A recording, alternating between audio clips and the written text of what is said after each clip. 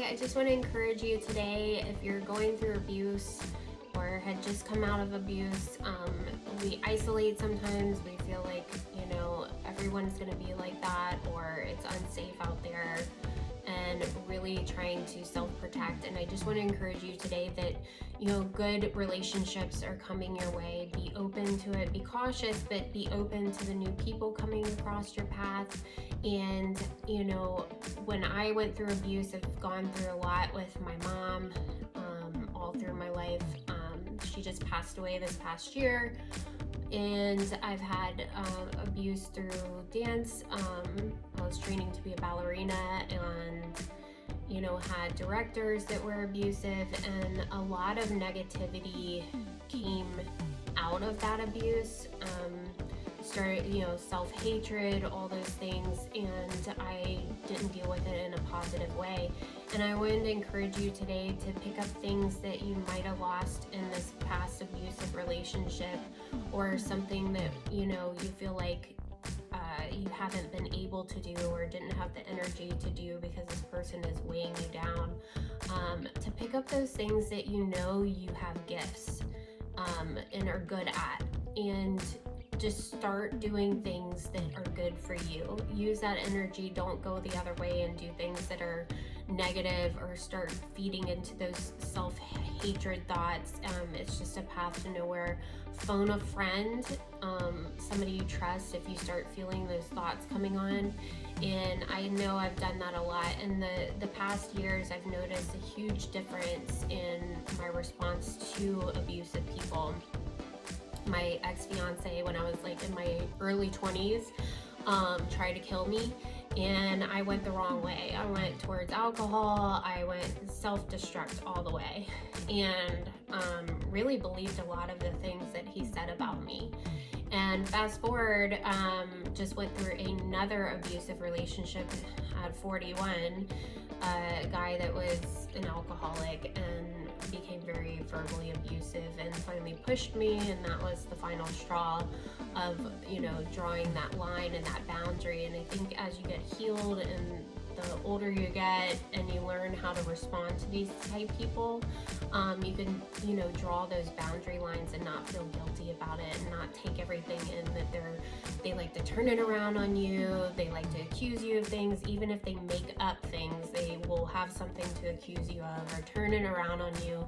And instead of soaking all of that negativity in, the older you get, and you learn how to defend yourself against these abusive people, it's putting that boundary line up and saying no, and going towards your goals. Put that energy towards your goals, things that you're good at. Go after your dreams, and be open to those new people coming into your life that can be inspiring to you, uplifting, and just take all that negativity and just say no to it, because it's not going to stop. As much as since I was a kid, wanted, my mom to stop tormenting me. It's like soon as she passed, I started dating this person that started tormenting me. It was like, oh, it's just out there. It's a spirit that likes to torment people, abuse people. It's a murderous spirit at the end of the day.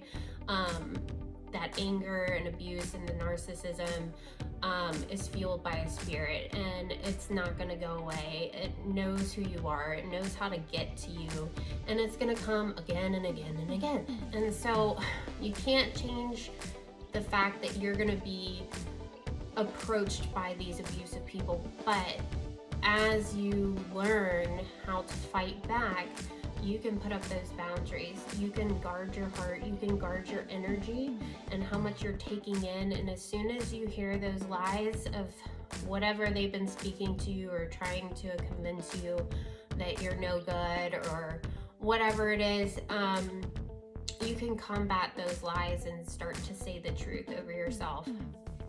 I've had to do that for many years. And, coming from somebody that was abusive, my mom being somebody very, very abusive, I had to learn, the truth about myself.